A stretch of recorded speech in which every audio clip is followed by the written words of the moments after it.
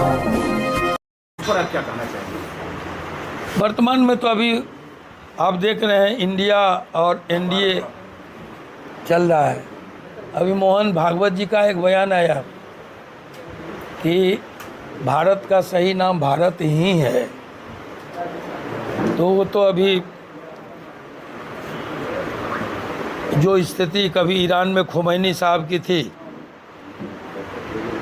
धर्मगुरु के नाते, आज वही स्थिति मोहन भागवत जी की है। जैसे ही हमने दिल्ली में सुना, हम दिल्ली में थे, कि इंडिया नहीं भारत, हमने कहा कि अब ये भारत इंडिया का नाम बदला जाएगा।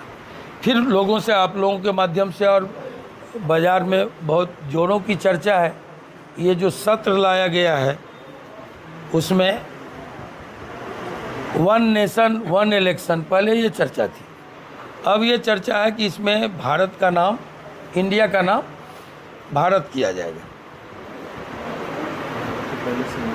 नहीं, वो इंडिया हटाया जाएगा, सिर्फ भारत रखा जाएगा। मैं एक बात कहूँ कि हम चेंज लाएं, बदलाव नियति है, जितना बदलाव आवे सही दिशा में बदलाव आए अच्छा है, लेकिन ये नाम बदलने से बहुत कुछ नहीं मिल जाता है, हासिल हो जाता है।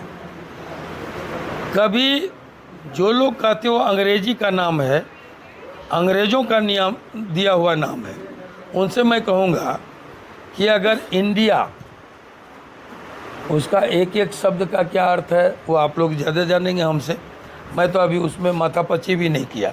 इंडिया क्यों नाम रखा है अपोजिशन के लोगों ने अपने गठबंधन का, लेकिन उसके विपरीत जो एनडीए बना है उसका अंग्रेजी नाम है नेशनल डेमोक्रेटिक अलायंस, वो भी अंग्रेजी नाम है। तो नाम बदलने वालों को इस पर भी ध्यान देना चाहिए। दूसरी बात कि हम कहाँ कहाँ बदलेंगे। President of India, reserve bank of India, आपने कुछ कार्यक्रम चलाए, make in India, startup India, shining India, digital India, पता नहीं क्या क्या सब। तो कितने नाम चेंज किए जाएंगे, ये बहुत सुखद स्थिति नहीं है।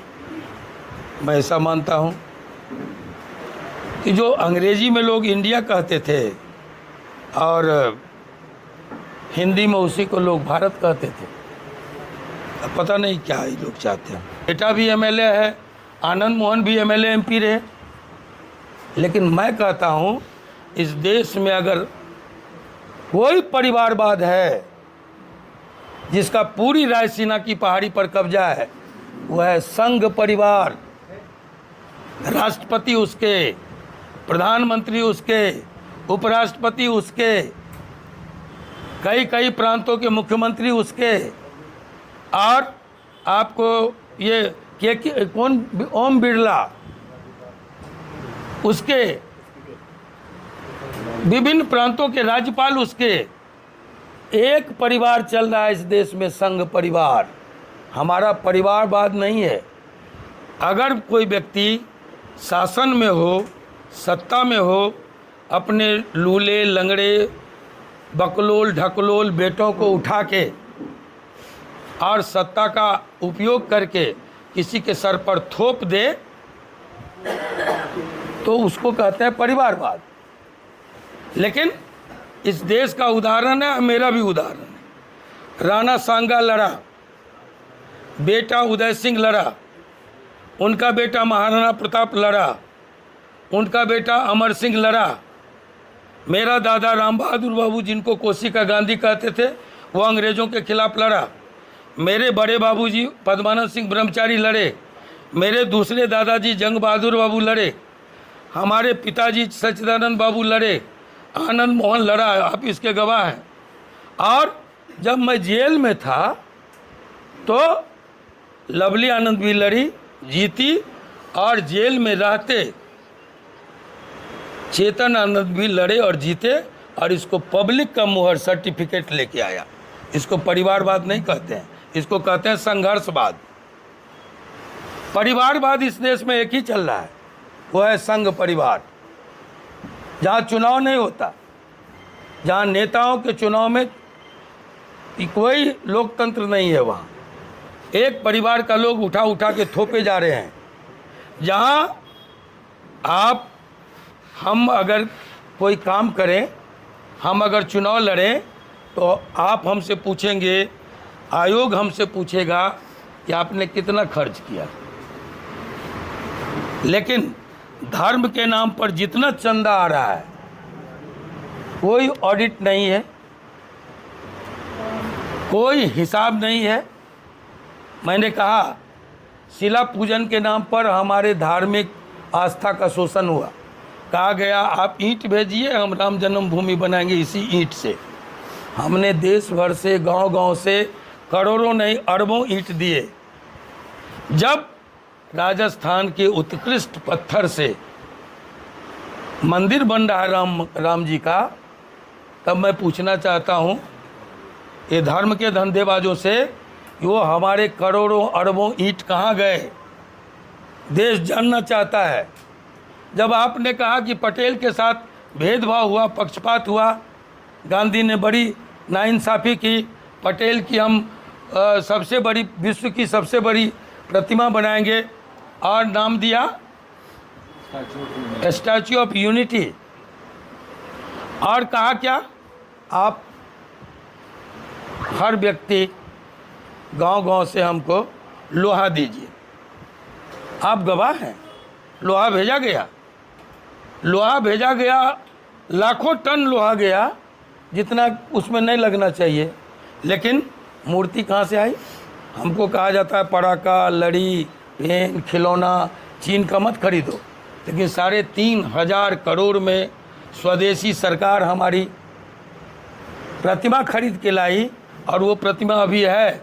आप लगाइए प्रतिमा, हमारा लोहा तो वापस कर दीजिए। ये लोहा कहाँ गया? पूछिए कि लोहा कहाँ गया। तो ये प्रबुद्ध लोग पूछना चाहता है। आप कह रहे हैं हमारे किसानों का कर्जा माफ नहीं होगा, हमारा सब्सिडी खत्म कर दिया गया, गैस पर अब 200 आप 900 दे दीजिए, 200 फिर आप 900 बढ़ा दीजिए, 200 दे दीजिए, माफ़ी कर दीजिए। लेकिन 200 माफ़ किया है। लेकिन मैं कहना चाहता हूँ कि आप बिजली फ्री को कहिए कि लॉलीपॉप दे रहा है, ये लुटा रहा है। आप वोटेज अगर पब्लिक का 100 यूनिट, 5 यूनिट, 10 यूनिट कोई सरकार छोड़ देती है बीपीएल वालों को, तो उस पर बड़ी हंगामा करते हैं, प्रधानमंत्री जी बोलते हैं, गृह मंत्री जी बोलते हैं। लेकिन एक व्यक्ति, आप में से भी उस चैनल का लोग होगा, माफ़ कीजिएगा जी, है ना, सुभाष चंद्रा कौन है? 9,000 करोड़ आपने कर्जा दिया और 6,999 करोड़ आपने माफ़ कर दिया एक झटके में। ये क्या चल रहा है देश में? किसानों के लिए पेट में मरोड़ होगा, गरीबों के लिए पेट में दर्द होगा। तो ये जहाँ देश ले जा रहे हैं, आप के वित्त मंत्री से मिलके ललित मोदी दोपहर में निकलता है, गायब हो जाता है। नीरव मोदी, माल्या, मेहुल चौकसी, ये अरबों का चूना लगा के इस देश का बैंक लूट के लोग चला गया। अब पाए कहाँ गए? चौकीदार सजग है, न खाएंगे न खाने देंगे। और आता है किसके यहाँ? हरीश साल्वे, सॉलिसिटर जनरल के यहाँ शादी अटेंड करके चला गया। कहाँ है मुल्क की पुलिस? कहाँ है बात बात में प्रतिपक्ष के नेताओं को सताने वाली सीबीआई? कहाँ है? क्यों नहीं पता था राव को कि मुल्क का एक अपराधी सॉलिसिटर जनरल की शादी में शामिल हुआ? और शादी भी पहली नहीं, दूसरी नहीं, तीसरी शादी। ऐसे रंगीले लोग बैठे हुए हैं ना। तो मुल्क कहाँ जा रहा है? आज हमने कारों की बात करेगा, जो श्रमिकों की बात करेगा, जो गांव की बात करेगा, उसकी गरीबी की बात करेगा, हम उसके साथ खड़े होंगे। हम बड़े पूंजीपति जो अमीर को अमीर बनाने वाली राजनीति आज चल रही है उसके साथ खड़े नहीं होंगे, माफ़ कीजिए। और ये बात जान, अगर कहते हैं उस समय आप फलना से लड़ रहे थे, आप कहेंगे आप तो लालू जी से लड़ रहे थे, अभी मेरा कोई फैसला नहीं है। आज हम आए हैं तो कोई पार्टी का झंडा देखे, लेकिन आपके बगल में जो एमएलए बैठे हुए तो बेटा है, ये स्वतंत्र नहीं है क्या? आप इसके पहले एक बात अपने कलेजे पर हाथ रख करके बताइए कि सारे के सारे लोग ये IBN से थे, इसके पहले कहीं थे कि नहीं? सारे लोग GTV से थे, इसके पहले भी कहीं थे। सारे लोग आर भारत से थे, इसके पहले भी कहीं थे। आप बदल लीजिए चैनल तो कोई बात नहीं है, और ये पार्टी बदल ले हर कब मत जाए। इसका मतलब बीजेपी में जा नहीं, आप सुनिए, हर युग का एक युग धर्म होता है। राम के ज़माने में एक सुगठित राज्य कायम करने, जिसको रामराज्य कहते हैं, उसकी चुनौती थी। अराजकता को ख़त्म करके एक सुगठित राज्य देना जो मिसाल हो, राम के समय वो चुनौती थी। जब कृष्ण आए तो उनके सामने अधर्म की चुनौती थी, अन्याय की चुनौती थी, कंस की चुनौती थी। उसके सामने चुनौतियां बदल गई। जब बुद्ध आए, छुआछूत की चुनौती थी, गैर बराबरी की चुनौती थी, युग धर्म बदल गया। जब गांधी आए तो उसके सामने लोकतंत्र की चुनौती थी, और उसके पहले आज़ादी की चुनौती थी, गुलामी को ख़त्म करने की चुनौती थी।